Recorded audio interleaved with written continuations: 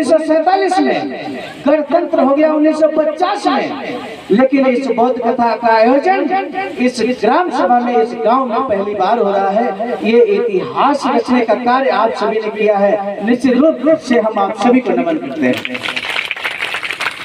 ये इतिहास बन गया आपका कार्यक्रम, और मुझे पूरा भरोसा है कि जिस तरह से आपने अपनी गरिमा में उपस्थिति दी है, ये सिलसिला रुकेगा नहीं, ये निरंतर चलता रहेगा। ये इतिहास की पुनरावृत्ति आप सभी करते रहेंगे, ऐसा मुझे पूरा भरोसा है। 3 बातें करेंगे आप सभी के बीच में। नमो बुद्धाय जय भीम। आप देख रहे हैं आवाज का कन्नौज की टीम, जिसमें परम आदरणीय राम सूरज जी, मुख्य संरक्षक आवाज का कन्नौज, मैं स्वयं सर्वजीत आर्या, राष्ट्रीय मीडिया प्रभारी आईटी सेल आवाज का नई दिल्ली, जिला अध्यक्ष कन्नौज, जिला कोषाध्यक्ष एवं प्रांतीय संयुक्त सचिव आदरणीय रामनेश गौतम जी, आदरणीय विनय कुमार सिद्धार्थ जी, प्रांतीय उप महासचिव एवं जिला उप महासचिव आवाज का कन्नौज, बुद्ध चरित्र बौद्ध कथा महोत्सव में ग्राम चौखंडी बिल्हौर में हो रही इस बौद्ध कथा का शानदार आयोजन में शिरकत करने के लिए पहुंचते हैं 7 अप्रैल 2024। इस बौद्ध कथा में लगातार तथागत बुद्ध की विचारधारा का प्रचार प्रसार करने के उद्देश्य से एक शानदार बौद्ध कथा का आयोजन आप स्वयं भी देख सकते हैं। उमड़ा विशाल जन समूह इस बौद्ध कथा की सफलता को स्वयं बयां कर रहा है। और खास बात आपको बता दें, ये पहली बार आयोजन ग्राम चौखंडी बिल्हौर में हो रही है।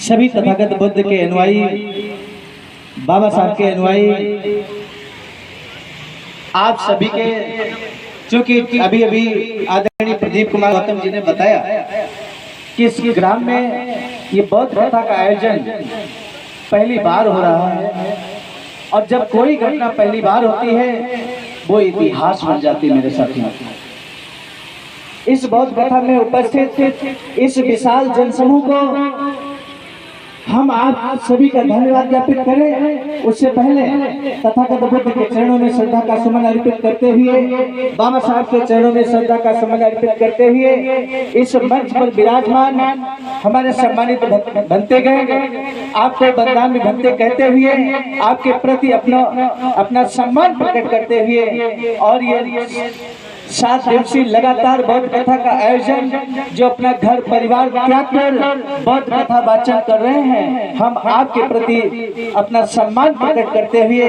इस बौद्ध कथा को सफल बनाने के लिए आदरणीय प्रदीप कुमार गौतम जी और इनके जो साथीगण हैं, समस्त ग्रामवासी हैं, हम यूं कहें कि सबका नाम ले तो शायद संभव नहीं होगा। इस बौद्ध कथा को सफल बनाने में जिन सम्मानित साथियों का अमूल्य योगदान रहा है, हम सभी के प्रति अपना धन्यवाद ज्ञापित करते हैं।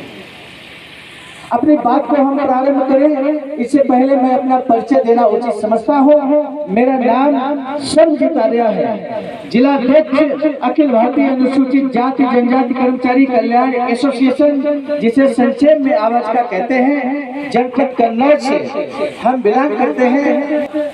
हमारे साथ हमारी टीम में मौजूद परम आदरणीय राम सूरज जी, परम आदरणीय रामनेश गौतम जी, परम आदरणीय विनय कुमार बौद्ध जी, आपका भी हम धन्यवाद ज्ञापित करते हैं, क्योंकि ऐसा कोई सामाजिक कार्यक्रम नहीं होता जहां हमारे ये साथी नहीं पहुंचते हैं, इसलिए भी हम उनका धन्यवाद ज्ञापित करते हैं।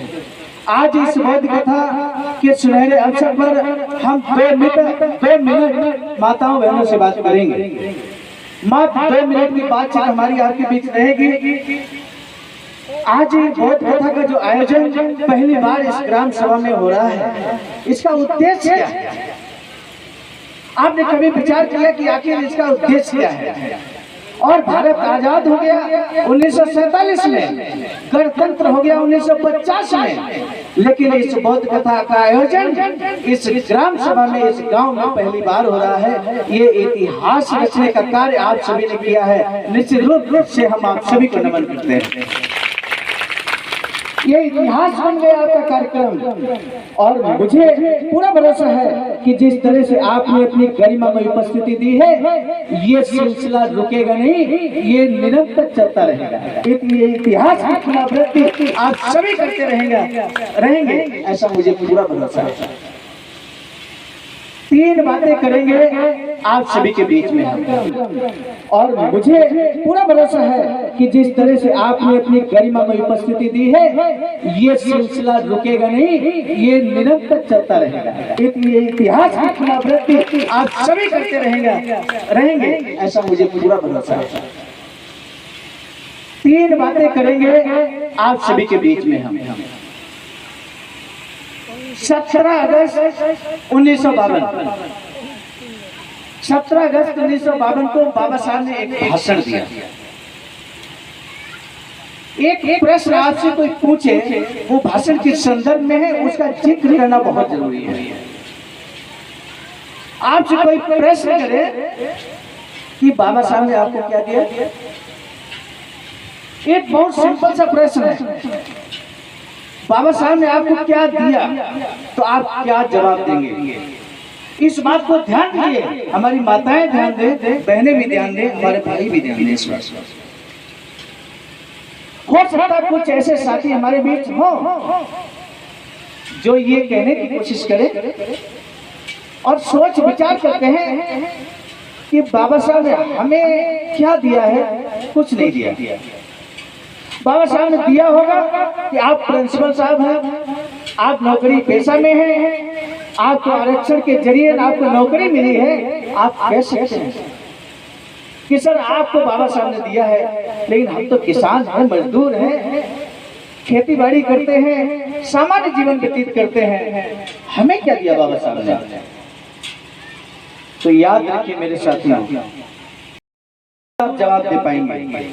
17 अगस्त 1952 को मुंबई में सिद्धार्थ कॉलेज में बाबा साहब बोलते हुए कहते हैं कि हमने अपने 52 की बात है, बाबा साहब 1925 के आसपास आंदोलन में उतर चुके थे। तब बाबा साहब कहते हैं कि हमने पिछले 25 वर्षों के जीवन संघर्ष में अपने समाज को 3 चीजें दी थी।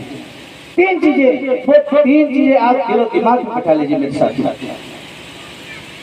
बाबा साहब कहते हैं कि हमने कुछ किया नहीं किया, ये आने वाला समाज एनालिसिस करेगा, लेकिन पिछले 25 सालों में जो हमने किया है, वो हमने अपने समाज के अंदर ज्वलंत स्वाभिमान पैदा कर दिया।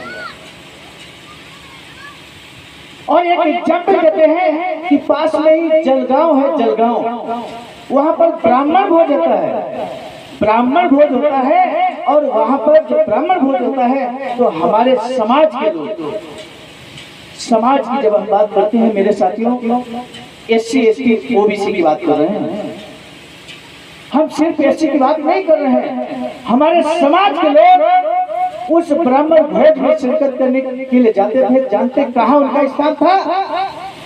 जहाँ पर जूठी पत्तलें डाली जाती थी। हमारे समाज के लोग जूठी पत्तलें जहाँ डाली जाती थी, वहाँ एकत्र रहता था, और वो जूठी पत्तलों से ये सारा लगाया रहता था कि इस जूठी पत्तलों में जो भोजन थोड़ा बहुत बच जाता है, उसको खाकर अपने भूख को मिटाएंगे। और इतना ही नहीं, आपको लगता होगा ये तो बड़ा शर्म की बात है कि हमारा समाज जूठी पत्तलें चाट कर अपने भूख को मिटाता था। मेरे साथियों, हम आपको बता दें, बाबा साहब कहते हैं कि हमारे समाज को इस बात पर बिल्कुल शर्म नहीं लगती थी।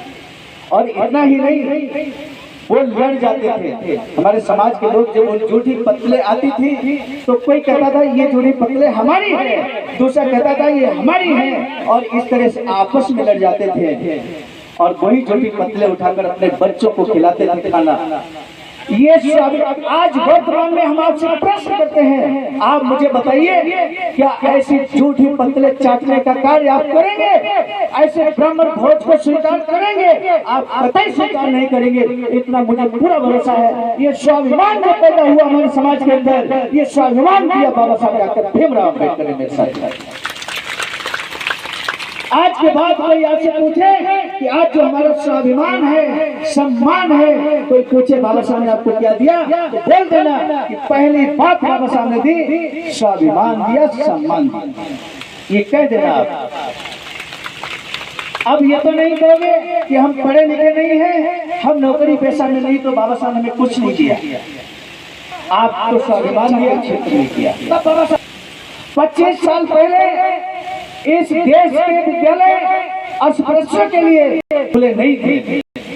उन विद्यालयों के दरवाजे अस्पृश्यों के लिए खुले नहीं थे, SC ST OBC के लिए खुले नहीं थे, उन्हें पढ़ने का अधिकार नहीं था। लेकिन आज 1952 में हमारे समाज के लोग SC ST OBC माइनॉरिटी लोग अधिकार पूर्वक विद्यालय के अंदर जा सकते हैं और शिक्षा ग्रहण कर रहे हैं। यानी कि शिक्षा का अधिकार जो बाबा साहब ने दिया, ये बाबा साहब की देन। बाबा साहब स्वयं इस बात को कहते हैं। बाबा साहब कहते हैं कि तीसरा जो कार्य हमने समाज के लिए किया, वो जानना बहुत जरूरी मेरे साथी। तीसरा कार्य कि जहां राजनीति में सदन के अंदर हमारे समाज का कुत्ता तक नहीं जा पाता था। चपरासी की बात छोड़ दीजिए, सदन के अंदर, संसद के अंदर हमारे समाज का कोई व्यक्ति नहीं होता था। और आज बाबा साहब कहते हैं आज सांसद विधायक हमारे समाज में। अच्छा आप बताइए, इस समय हो सकता है गवर्नमेंट के बारे में आप कुछ भी सोचते हो, ये आपका स्वतंत्र अधिकार है, लेकिन आज भी 131 सांसद आपके समाज के हैं मेरे साथी।